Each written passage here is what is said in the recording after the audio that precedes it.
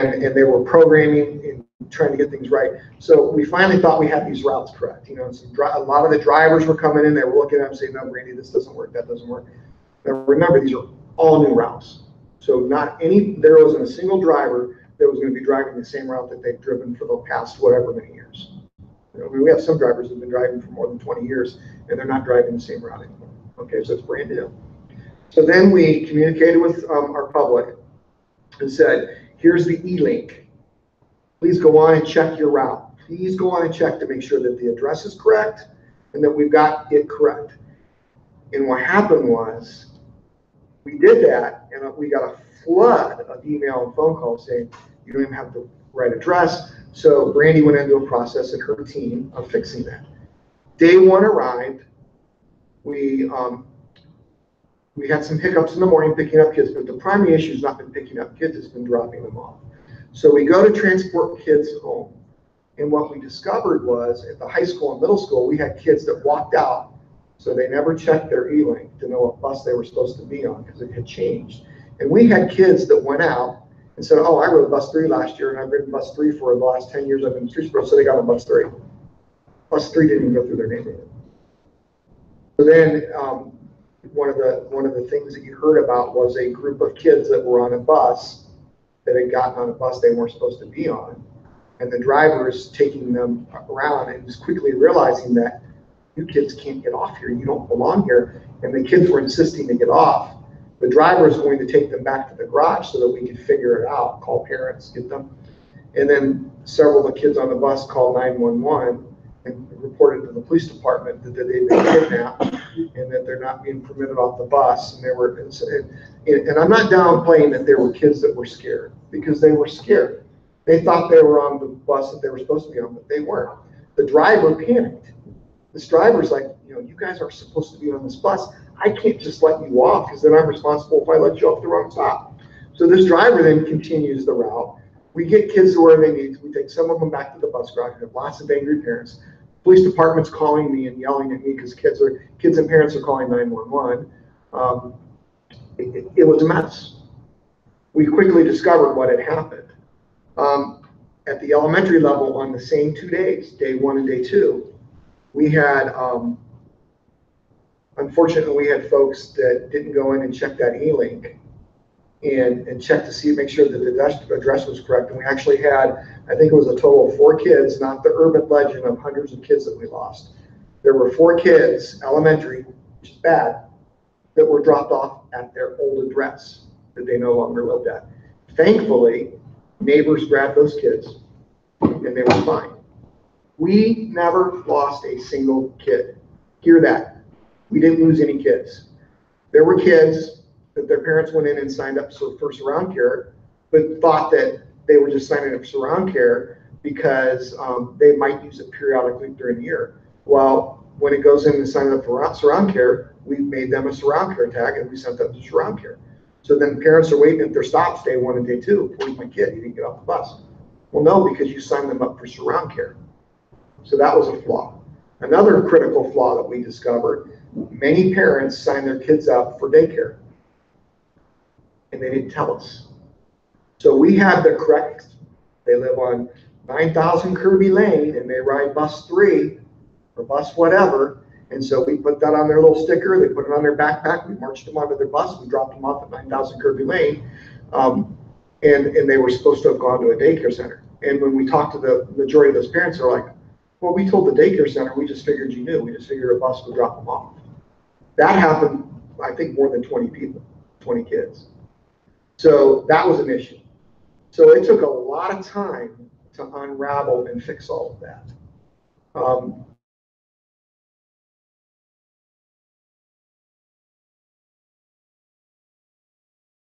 And this is not an excuse, but people forget that busing for the first 2 weeks of school, it takes about 2 to 3 weeks to get the busing down. Every year. Was it exponentially a mess this year? Yes. But I can tell you right now, we're in what, week 3 or 4, it's gotten exponentially better. Remaining issues. Here are the remaining issues that we're looking at right now. We still have several probably 3 or 4 elementary buses that have kids that aren't getting home until 4:10 or 4:15. Their buses are showing up late to the elementary because they're still struggling with getting middle school kids home. Some of our middle school kids our buses are over half. When we did these new routes, we actually were able to eliminate a driver. And that what that did, that saved quite a bit of money, but what it also then did too, and we believe that we could do it, we still believe we don't need that route. But what it did was it slowed down your routes then at the elementary. So getting to school is not the problem. It's getting the kids home. And now the source of the complaints now that are coming in are not that my kid's getting dropped off at the wrong stop, not that the bus driver's holding my kid captive.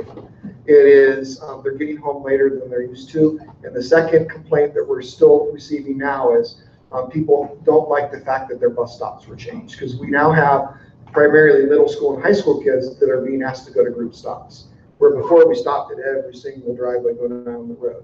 Now we're saying we're going to create a safe spot that 10 or 12 kids can get on the bus at a time. And very frankly, that's the standard when you look at busing. Middle school and high school kids should be able to walk a short distance as long as it's safe. Not having them walk down Route 43 or Frost Road or Route 303. But if they're in a neighborhood and it's safe, we develop through stops. We've been listening to several parents who have claimed that the stops aren't safe. And we've gone out and assessed those many times and discovered that, well, they have a point, and we've changed it. So now we had our gentleman his name's Doug, and actually it's 2 people that have been working on an efficiency study in the district, and they've looked at all of the bus routes, and they had tasks for the drivers to do on the number of kids that are riding their bus, verifying that, because we have people that signed up for it, the people that we have busing, their kids never ride the bus. That's a problem too, because you're going to a stop that you never drop anyone off at. So that's what the efficiency study is designed to do, is to make our routes more efficient. What we're trying to do, and what Randy and Doug are trying to, have worked with over the last 2 weeks, and then the gentleman Pete down in Columbus, is taking a look at our routes, and is there a way to make them even more efficient without disturbing the student day? Because the goal is to get kids into school to learn. We don't want to shorten the day, and at this point in the year, I don't want to call 800 parents and say we're going to move the school day from one of our buildings. So the goal right now is, can we make these routes more efficient without touching instructional time?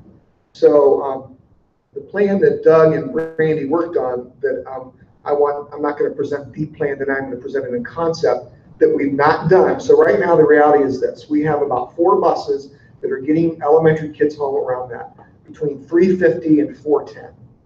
That's later than they've ever been in the past, but it still represents about a 40 to 45 minute drive on the bus, long end. We've had buses before that have been an hour long. That is where we're at right now. So if we want to take those times and knock those times down and get those buses to the elementary earlier, so that the day ends, the bell rings, typically in the past, we wanted to see every bus gone by 3:25. So if we want that to happen, they did come up with a plan, Randy and Doug. They have a plan that they can implement that will get every bus to the elementary, in theory, but it should work, by 3:15, which means our kids will be out the door by 3:25. In order to do that, and without changing the day at a building, we are going to have to create more group stops for the middle school and high school students. When I say group stops, I already emphasized that those group stops would be safe group stops. The drivers all help determine a safe place to pick up and drop off kids. They're the experts. They know the neighborhoods, they know the kids, they know where they go. So they have a plan that they've not implemented, but I am not going to give Brandy permission to move forward with that unless we can agree that, because it's gonna make some folks upset. Because there are some middle school and high school parents or kids that are going to be forced to go to a group stop, that maybe are having a driveway pickup or the right next door pickup. They might have to walk, 10 driveways down to a group stop. Okay. If we implement this plan that they put together, we will have all of our buses, should have all of our buses to SES by about 3. Well, I left the sheet right around this, but it's like 3:12 to 3:15. All buses should be there, which would then enable them to have all those kids loaded and ready to go out the door by 3:25, which would have every kid home, similar to what they were last year. If we do this plan, the directive from my office is going to be that we give at least a 2-week lead time before we implement it. And a letter will go home to every single kid in the middle school and high school affected by that group stop plan. And it'll be clearly communicated for more than a week, 2 weeks before it's implemented that we're going to do this, so that our parents and our kids have enough time to prepare for that. So if I don't want my kid walking or getting dropped off, it's only drop off. Pickup's not going to change. Getting kids to school has not been the problem. It's been the drop off. That gives people then a chance to then make their own decisions about whether or not they want their child walking from a group stop a longer distance than they're used to home. And one other quick thing I want to say is that before I'm almost done, I apologize, and thanks for letting me talk. One thing I want to say too is that people forget, and we've taken a lot of heat in social media about this. People forget that it takes one piece of data that changes on a bus to throw the entire route off. So what do I mean by that? So one bus goes out, and like today by Big D's, how many lanes of traffic are in front of Big D's? It's 6, isn't it? It's 6. It was down to 1 lane, which is why we had, during dismissal, which is why we had several buses that were 15 to 20 minutes running late. The calls started rolling into the board office. The emails started flying into my account. How, our kids got home late. Yeah, they did, but you know what? We can't control when the city or the ODOT knocks a 6-lane road or 3 lanes in one direction down to 1 lane. Our drivers can't fly around that. They have to sit and wait. And since the start of school, they did the Frost Road project 2 Fridays ago, which wasn't supposed to start until 6 o'clock. At 3 o'clock, they had a street sweeper out there sweeping, and they had all the traffic down to 1 lane and a guy standing with a stop sign. It delayed all the buses out there by 20 minutes. But people don't want to think about that. We have a kid that rides a bus and maybe throws up on the bus, and the bus has to stop and clean that up. That bus is now 20 minutes late. These are all things that happen every day on our buses. So people forget that one thing can change on a bus that can throw the entire bus off, and maybe even more than 1 bus off. So I guess I would like people, we understand that people are frustrated. We're frustrated too. I don't think there's probably there are some people in this room that are more frustrated than I am, and the parents.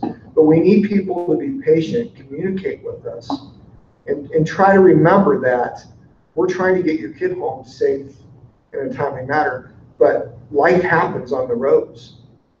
And things happen, and there's going to be things that could happen every single day that can change that time.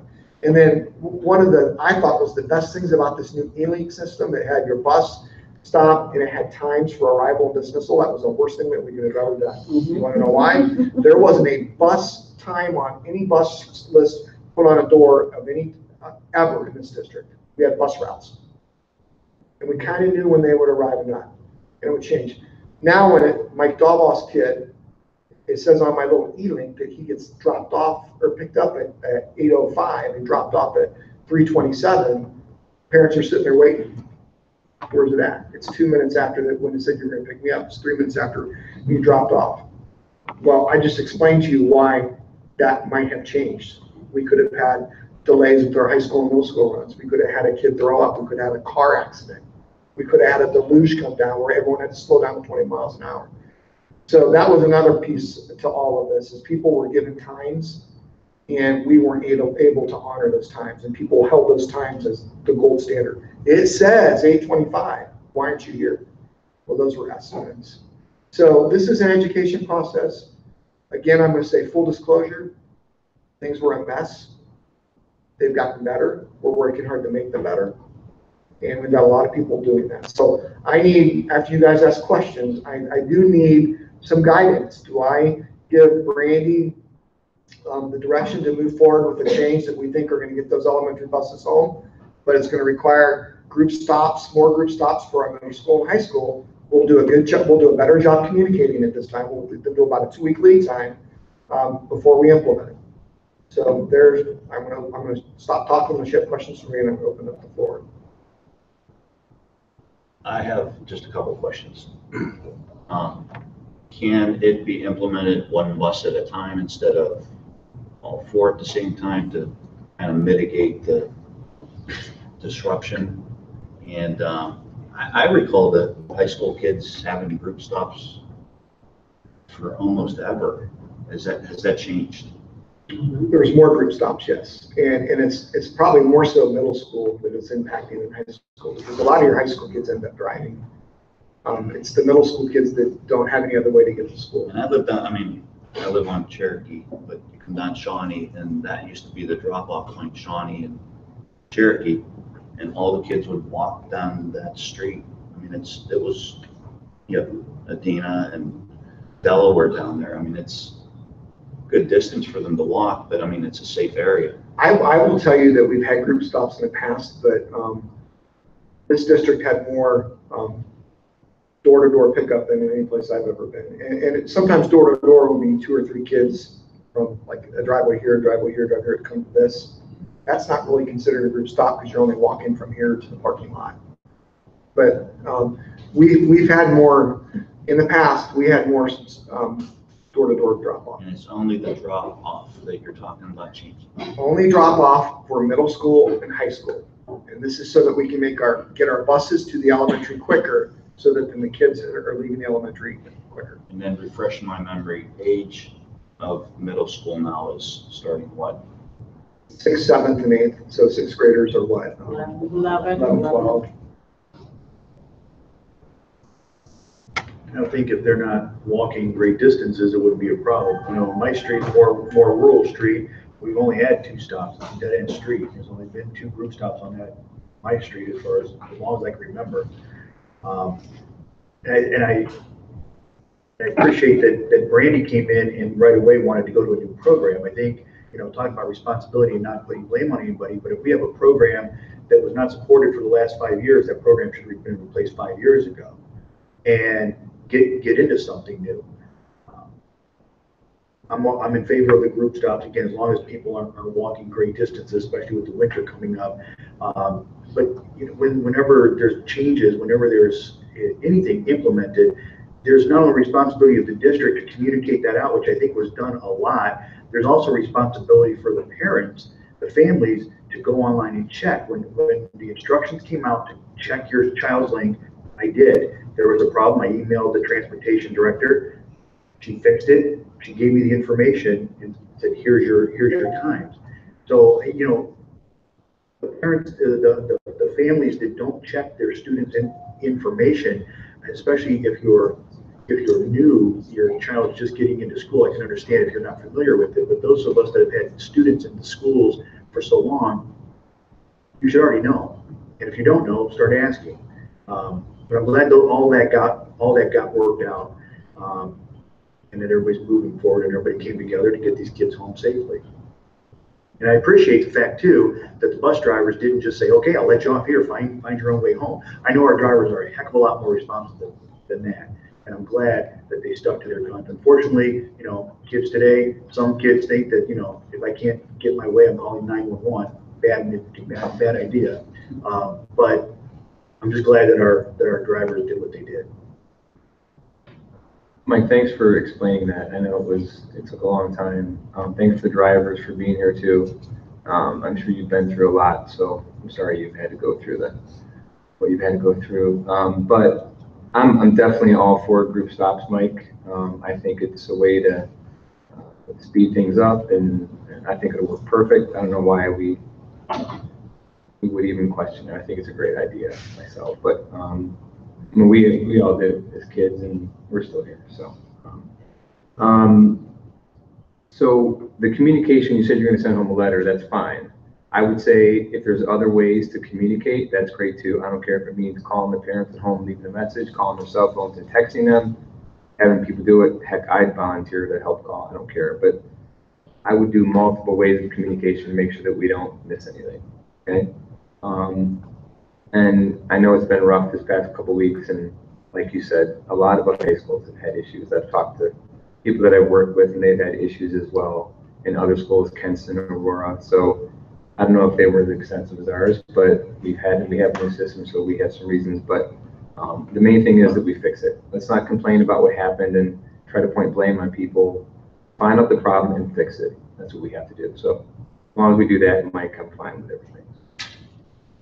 That's it. Oh, sorry. And like Kevin said, the parents have to help out too. You know, call the school. I called the school and told them that Garrett would not be riding the bus. It doesn't take long to do that. Send somebody an email. We're a team here. Everybody has to work together. The parents don't help out, then it's not gonna work. So some of the blame is not just on them. It's the parents as well. I'm a parent, so it's my blame too. I mean, so anyway, that's enough of that. I mean, guys, you addressed a lot of the complaints I'd heard and then put them out as just false rumors. Some of the things I had heard you didn't quite address though was, I mean, even into the second week of school, there was kids, parents who went on and checked their link, the addresses were right, but the kids were still getting put off at the wrong stop. I don't think that's correct. I mean, after what you said, I mean, I inclined to believe you. I mean, but you still got parents, I mean, they're calling me, they're sending me messages, they're sending me emails, hey, why did my kid get put off? Not 6 houses away, but at the other end of the development. And I mean, it's like a first grader and a preschooler. Well, if it's the same first grader and preschooler that I know about, that was the second day of school, and that did happen. And those are two of the ones I referred to earlier, and that was fixed. Yes. Excellent.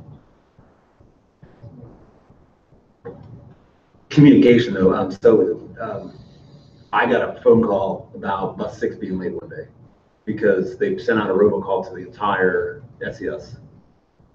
But like my kid's on bus 10 or bus 34. Like, is there a way we can narrow that down? Like, I'm not a nervous person, but like I can see where that would route, get people worried. Why are they telling us about this? I understand what you mean. I got a robocall about bus 6 being late, but I'm like, why?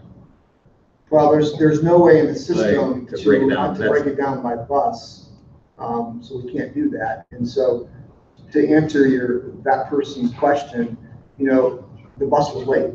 It hadn't arrived, and it was 10 till 4. So if I don't make a robocall and tell them the bus is late, then they're gonna be calling screaming because I didn't tell them their kids were late. So I did a robocall to the and I only went to elementary kids. We have isolated by building. Okay. So I mean, I'm like, my kid rides bus in the morning and goes to preschool in the afternoon. We haven't had any problems. I mean, and a lot of people on my side of town haven't had any issues. I checked my E-Link like 4 days before school started. One of the addresses was wrong. I called the office. Someone answered, which was amazing. They're busy, but they changed it right away. Called me back a few hours later. Everything was better. But I had a lot of people saying they're not answering, they're not returning phone calls, they're not returning emails. I know it was a busy time. I just want to let you know that, I mean, it's getting better. Yeah. It's getting better. It's a lot. We were overwhelmed, very frankly. After a while, you can only take so much. Yeah. Well, and so we actually, in order to help transportation, we actually closed the board office 2 Fridays ago. And every single employee, including Andreas, Mary Ann, Joe, myself, and all of our secretaries, left one over there to fill calls, and we went over and we returned over 70 phone calls and emails personally. And while we were doing that, Randy was real time along with Amy, both in the system, fixing routes. So we recognized, and that was part of that initial issue that I talked about, where there was so much incorrect data, and it all happened at once because for whatever reason, we didn't get that information until the first 2 days of school. So we were overwhelmed with phone calls and emails, and they weren't getting returned because it was just physically impossible. So that's why we actually closed the board office and we all went over there and sat down, and we took over the driver's break room and started making phone. And there were actually several drivers that were in there too making phone calls. So it wasn't just the board office staff. I think there were probably 8 drivers in there also doing it. It was crazy, but it was also kind of cool because it showed how much everyone cared, and we were just trying to get it fixed. I can't even imagine taking that many calls at one time, because I know dealing with customers, when there's a problem, they don't want to get off the phone, they want it fixed immediately, and I would say I would commend everybody that helped out through the whole problem. So Andy, to your point, yes, we struggled returning phone calls and emails. You guys did fine. I mean, We did, but I think I think that we're getting better at that. And if people aren't able to get over to the bus garage, get into the bus garage because the phone's busy, they now know to call Sue, my secretary, and Sue is relaying that information. We've created a Google Doc where we're logging our calls. I mean, I thought you guys did fine. And I knew you were busy, but I mean, people call me and complain. They grab me in the store. Hey, what's going on? Like, feel like bringing it up. The only thing I think that you tell me if we have or haven't, or if we were to get back, the bus that goes to Biomed or Neomed or whatever, and then to Maplewood. How many kids are supposed to be on that? How many kids can be on it? I mean, I know it's nowhere near capacity, like legal capacity, but like, how many kids are we trying to squeeze in there? I've had several people approach me and say, hey, my kid's sitting on the bus with, there's 3 to a seat and it's high schoolers. And like, what are we doing there? I'll have to get back in. The buses have capacity, and your top capacity is 70 passengers. Yeah, there's but no that, squeeze having 70 high schoolers in there. but that changes based on the size of the body. Yeah. So you're not going to put 70 high school kids on there, but I'm going to have occupy here. So I really don't know. Additionally, I would like to say a group stop's a great idea. I highly doubt that we would put more kids on a bus than we're supposed to put on the Well, bus. there's no way you're going to squeeze 70 high schoolers in there. Right, but what I'm saying is if you've got 3 high schoolers to a seat, who gets half a seat? well, maybe who's there's, the- who's maybe the there's, somebody to get out? maybe that kid should be sitting in the seat with somebody else, but they don't want to. That's why they're sitting in the seat with 3 people. Come on. I mean, there's no way we would put more So I've got kids on a I've bus. got kids and parents that have both said to me that there's kids, and I'll bring it to you to verify it. I'm not accusing anyone or anything, but that there's more than enough people on the bus where some seats have to have 3 kids. So my second grader rides the bus with 3 kids in a seat, but whatever, they're second graders, they fit. High schoolers don't fit 3 to a seat. They said there's multiple people on the bus that have to sit 3 to a seat, they're hanging out in the aisle. So I'll get all 5 of you. I'll send you guys. I don't know buses, but we do transfer to the middle school, Biomed, and then we go to Maplewood. I will get the capacity, and I'll talk to Brandy and get some of those numbers.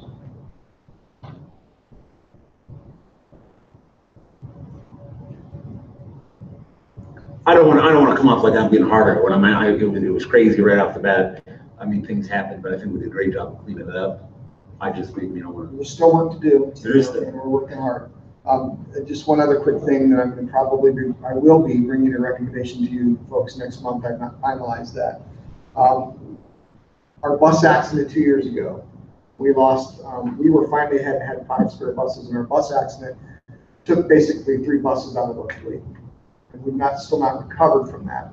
So part of this efficiency study, and I don't have the final numbers yet, but OSBA actually did a search for buses for us.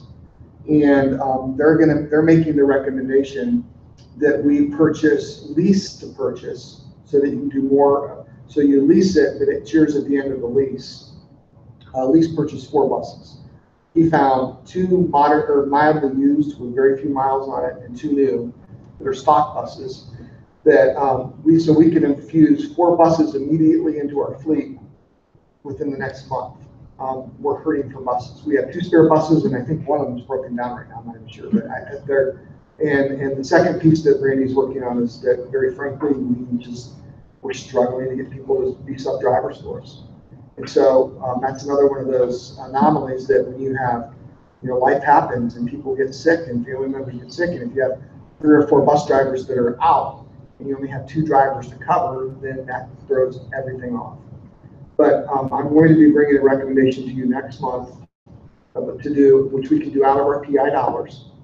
We can do a lease purchase of 4 buses that we'll own at the end of the lease. We can determine when we want to make that first lease payment, so we can even push that into our next fiscal year if we want.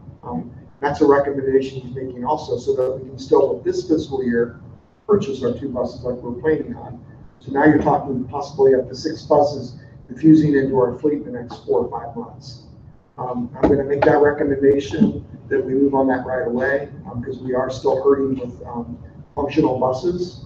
And another concept that I thought was really cool, and again, you guys are going to get a report on all this, because the audit's not quite done.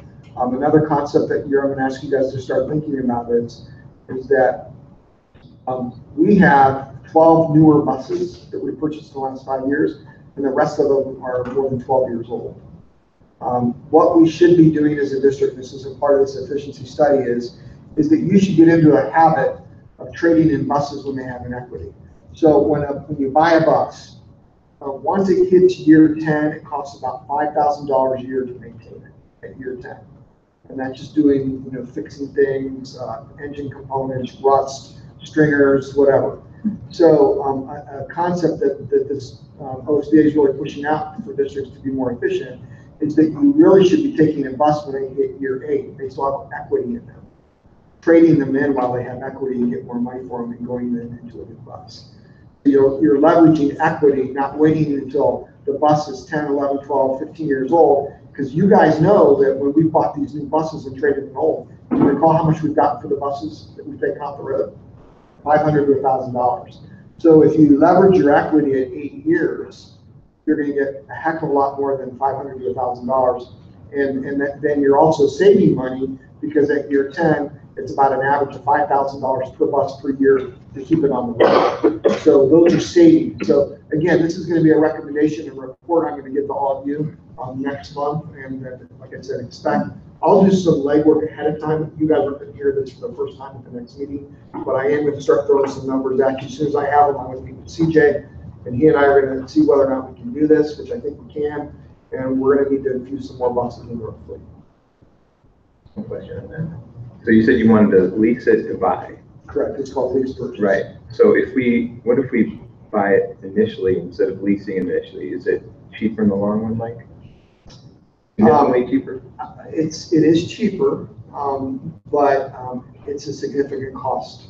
Isn't it just, upfront. isn't it So just like what purchasing a vehicle? it is, it's like, You know, you either pay for it or you purchase it through a bank and you pay an interest payment.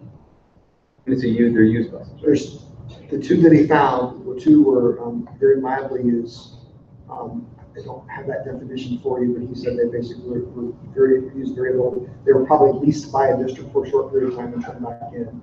And then there's a company that also has about, I think he said right now they have about 12 stock buses that are available. Yeah. So I want to purchase 2 buses. We said that we were going to do that this spring, or this fall, I'm sorry. But then the idea behind the lease purchase, and we'll talk about this, maybe it's not for us, would be get 4 more quick and kind of delay the payment for those, or pay a little bit more over time so we can get a total of, more than 2 buses to help our fleet out.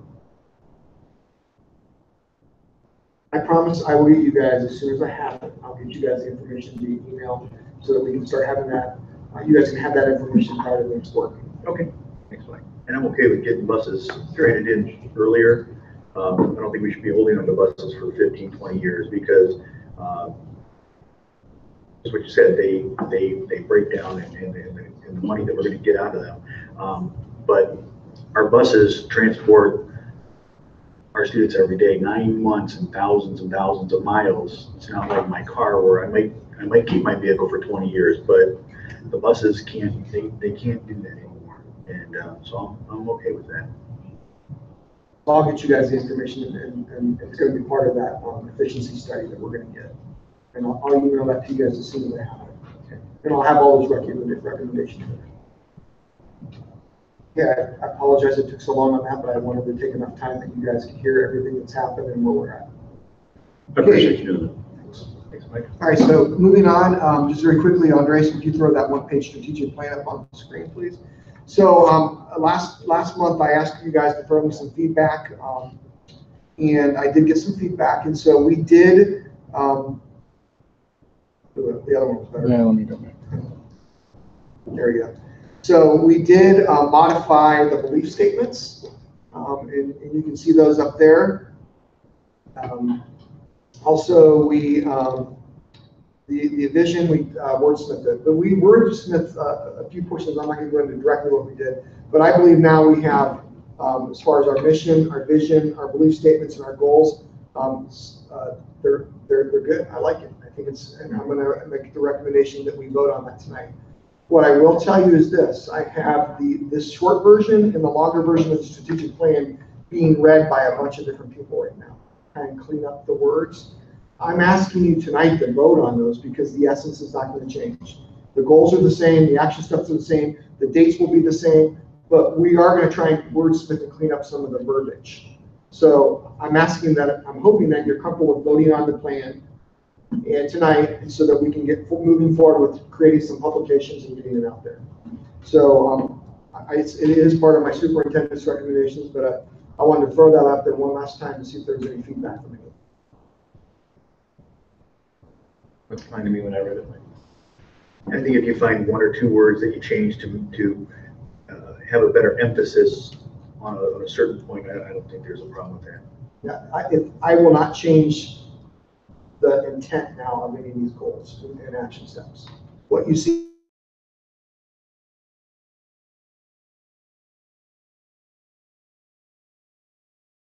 So last meeting, we talked about what to name the old middle school, because we keep calling it the old middle school. And I wanted to talk about that tonight. Mr. Grimm threw 3 different ideas my way. I have those listed there on the agenda. The Streetsboro City School Center for Professional and Community Enrichment, the Enrichment Center, or the Enrichment Annex. Those are 3 ideas. I want to open it up to the floor. Has anyone put any thought into some ideas?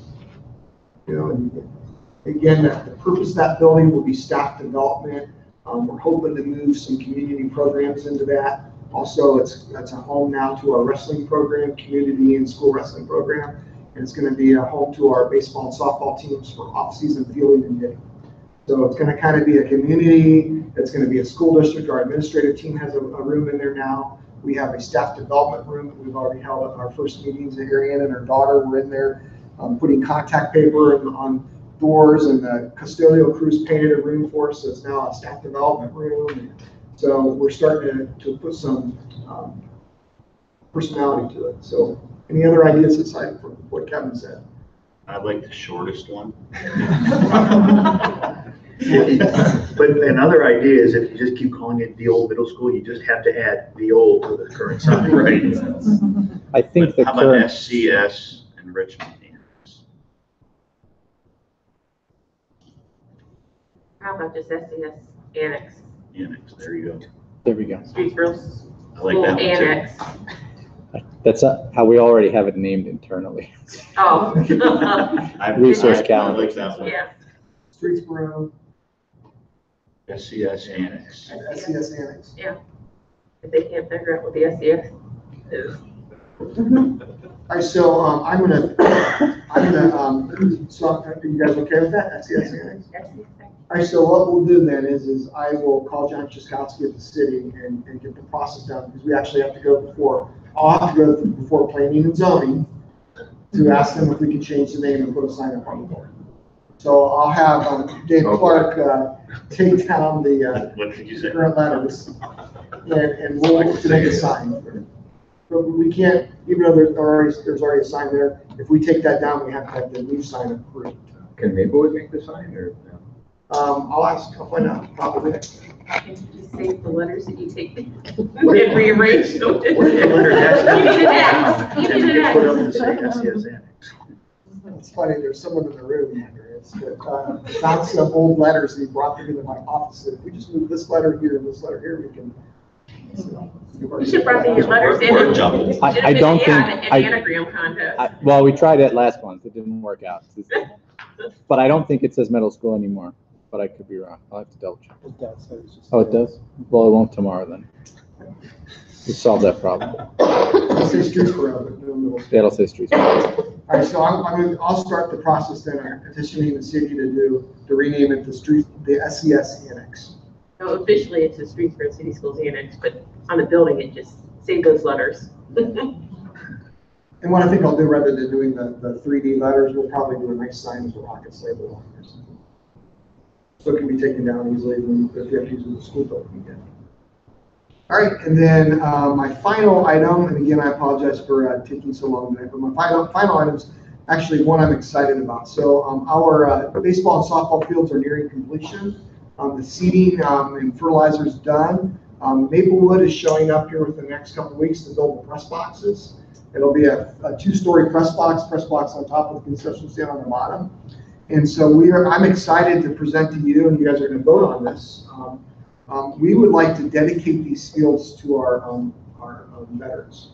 So we want to name the baseball field the American Legion Field, and we'd like to name the softball field Veterans Field in honor of our men and women who have served in our armed forces.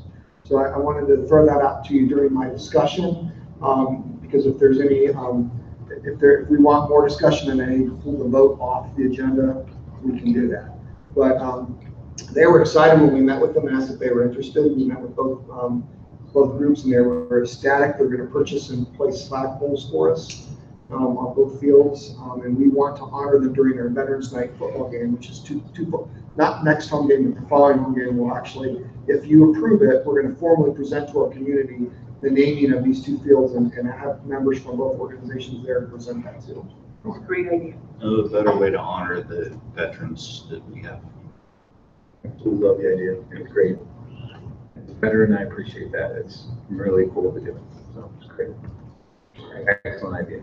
All right, so that's been under my recommendations and we'll move forward with that. All right, that concludes my short report. Thank you, Mr. Bell. Let's see if CJ can beat your Moving time. on to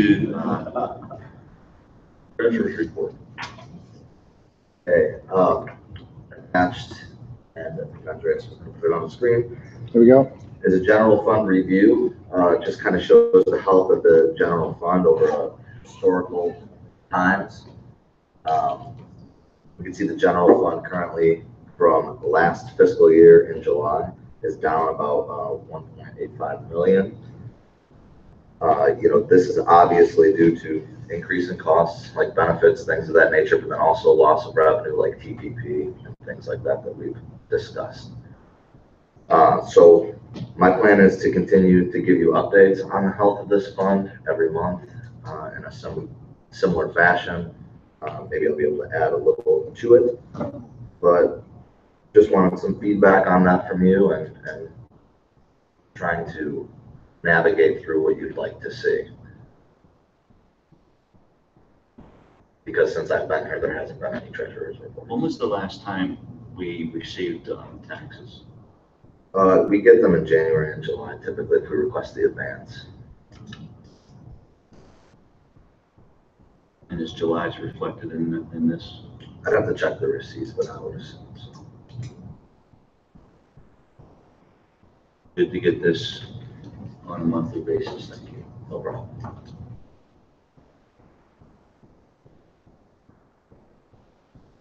That would conclude my report.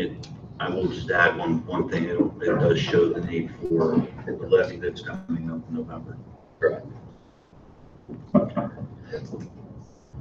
That concludes, well, You like 3 minutes. yep. Good evening.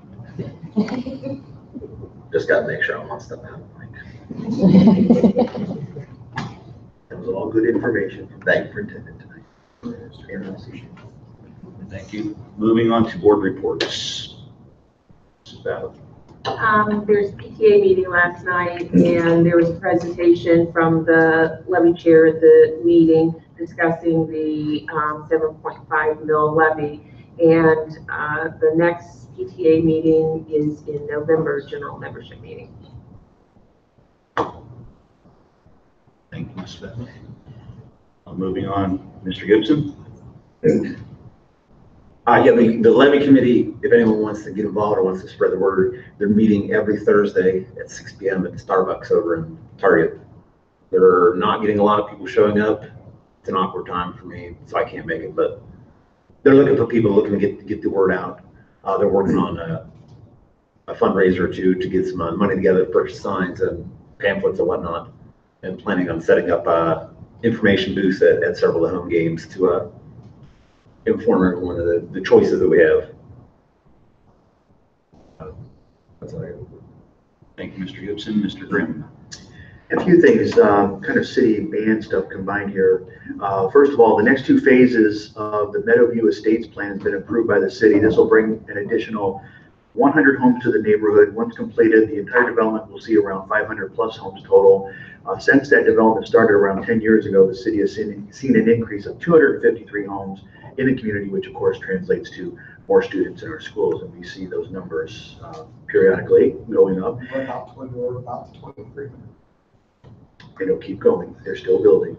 The weather station at the high school, which is part of our own WSTV radio, along with Bob Long's social media updates, and I know he's listening, Bob's updates about the rainfall over this past weekend were very useful during that extended rainfall that we had. Everybody expected a lot more rain. Portage County Emergency Management Agency and the incident management team were on standby, prepared to respond for flooding or other problems that may have cropped up. Luckily, we didn't get as much rain as we thought we would. But we were able to keep track of the rainfall in this part of the county by way of Bob's updates, and also the weather station.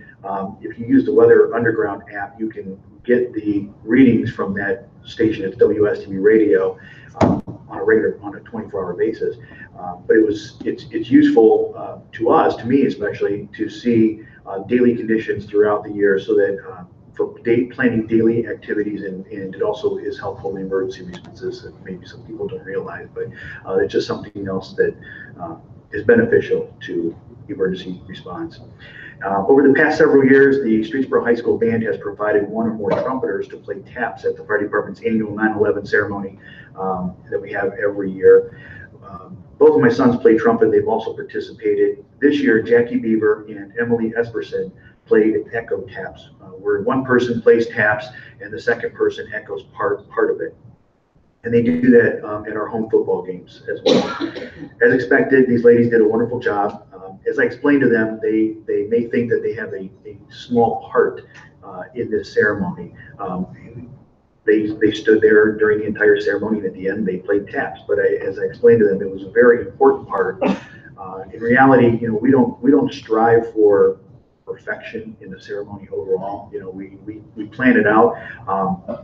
Is what we're trying to accomplish, and I think we do accomplish, is to establish a time of reflection and remembrance coordinated with the time that the Twin Towers started to fall. That took the lives of so many public servants and others in those buildings. The playing of taps caps off the ceremony and puts to rest our ceremony every year until we meet again the following September 11th. Of course, we encourage the public to stop by the memorial anytime, but I wanted to say thank you to the schools, Mr. Newman, Mr. Hode, the band. They all coordinated everything to allow those students to come down and play taps for us. And the band played at the Solon Band Bash last Saturday. Their next band show is September 29th at Mayfield High School. That's all I have. Thank you, Mr. Graham. Mr. Kelly. Yes, I have a few things here. So the volleyball team, girls volleyball team, is off to 5-3 start. Lauren Burks is having her best season yet with a total thus far of 74 kills, and they're only halfway through the season. The girls cross-country teams are off to a great start this season. They've competed in 5 races, and the girls are working hard towards personal records. The team competes at the Spartan Invitational on Saturday at Boardman High School. The boys cross-country team season highlights include placing 8th out of 17 teams at the Billy Goat Invite. I think that's in Mount Union, I think. We also placed 6th out of 12 teams at the Marlington Invitational. In addition, Riley Devers, our #1 runner, has broken into the 17-minute range for the first time in his career. That's a pretty good time, 17 minutes. Varsity football is currently 1-2 after a couple losses to playoff contending teams, Kenson and Orange. Their first victory came on the road against Chagrin Falls last week. Chris Richardson, Dante Jones, Andrew Douglas, and Bear Anderson are off to really good starts of the season, and they look to be successful in the conference season that starts this week. The JV team is off to a 3-0 start, led by strong freshman and sophomore classes. They began the season with thrilling come-from-behind home win versus Kenson, and then blowout victories against Orange and Chagrin Falls. The cross-country teams that I already talked about are having their annual senior night race on Wednesday, September 26th, at the Streetsboro City Park at 4 p.m. They invite everyone from the community to come and join on the 5K and help celebrate the seniors. The girls soccer team is 5-1-2, 2-0-1 in the PTC on the season, including a big win against Woodridge and a tie with Field, both of which should be a couple of the better teams in the PTC. Through 7 games, Emma Flick has 10 goals, Kaylee Klein has 7, and Ella Devers has 4 goals. Ella Devers and Krista Prasic lead the team with 5 assists each. Jessica Marison has 4 shutouts in goal. And the boys soccer team is having a really good start to the year at 4-2, so that's really good for them. As of today, last but not least, golf, can't forget them. The golf team has a 400% improvement in wins this year. We also have a girls team for the first time in history. And the boys are 4-2 as of today, and overall they're 4-8 in the PTC. So I don't think they won at all last year. So that's a big improvement to the boys golf team. Anyway, that's it. So a lot going on in sports. Thank you, Mr. Kelly. Just want to say I appreciate the comments that Mr. Dalbaugh made about the pathways to graduation. I know that that was a big topic of discussion at last month's Maplewood meeting. And this week, this next week's meeting on Thursday, I believe we will be voting on a resolution to put forth to the state, letting them know our displeasure in dropping those pathways and hopefully getting them to reinstate them. And I guess we'll be talking more about that next meeting, and I'll pass the information along to you after our meeting next month, what we had discussion on at Maplewood. That's all I have. Moving on to approval of minutes, if I can get this cursor to get there.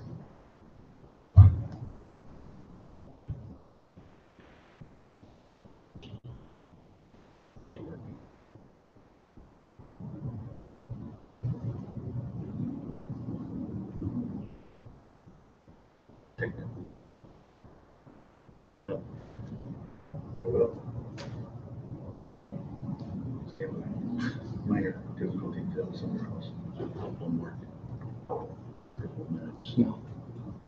I think it's It is recommended the Board of Education approve the minutes from the 6/13/18 special board meeting and 8/9/18 board meeting and 8/16 board meeting tour as submitted. I'll move. I'll second. We have a first and a second. Any comments?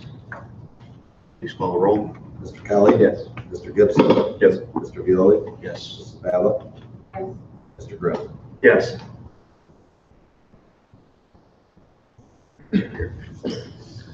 Okay. Moving on to the consent agenda items. It is recommended the Board of Education approve the consent agenda items B through O. I'll move. We have a first and a second. Any comments?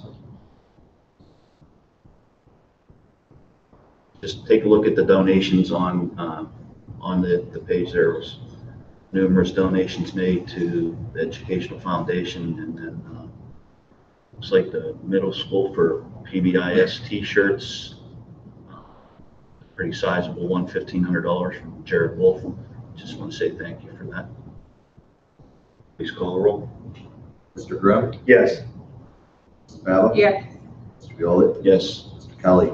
Yes. Mr. Gibson?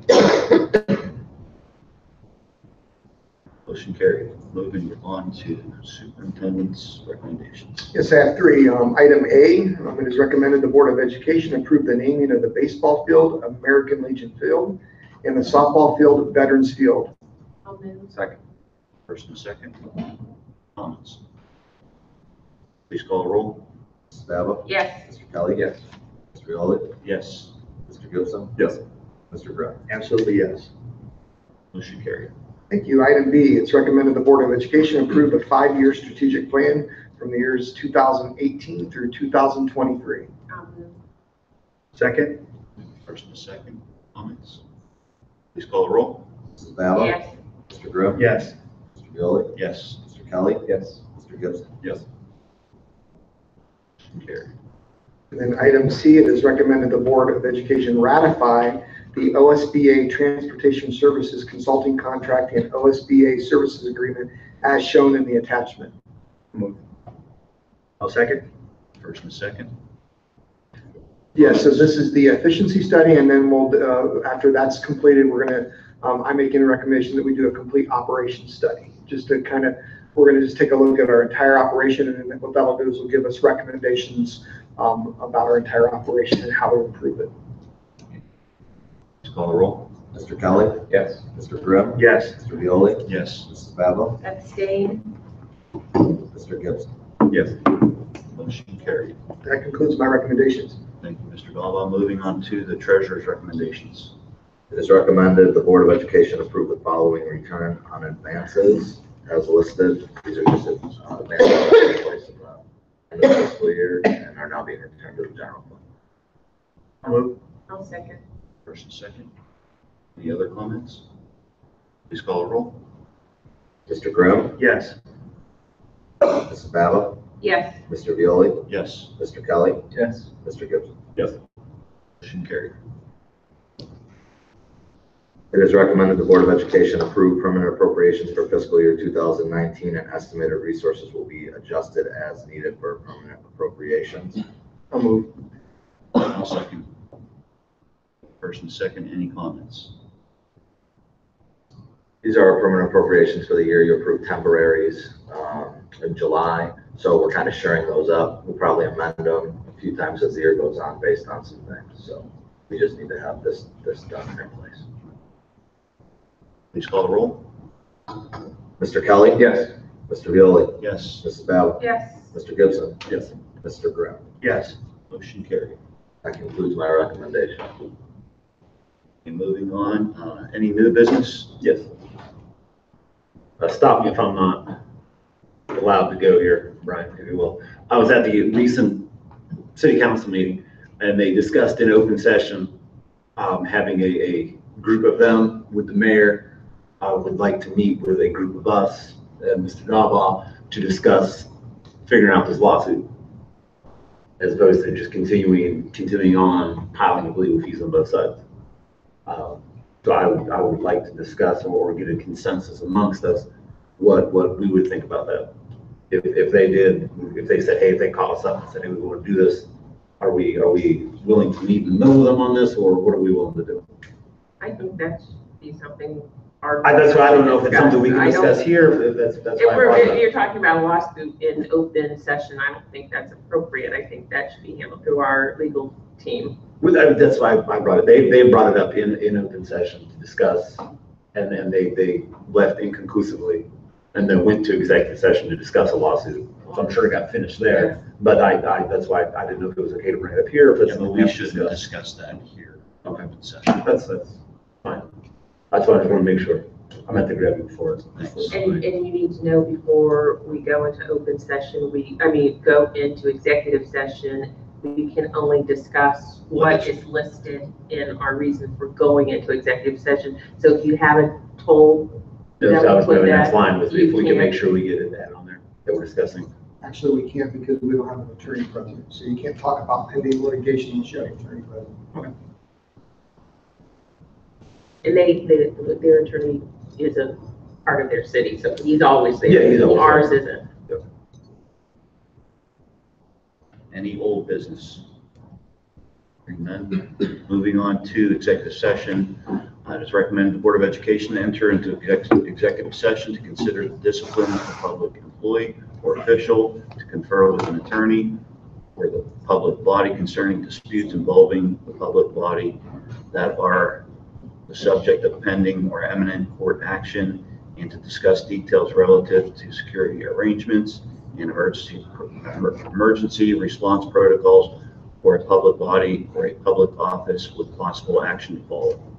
I'll move. I'll second. We have first and second, please call the roll. Mr. Kelly? Yes. Mr. Grimm? Yes. Mr. Violi? Yes. Mrs. Bella? Yes. Mr. Gibson? Yes. Motion carried. We're in executive session 7:36.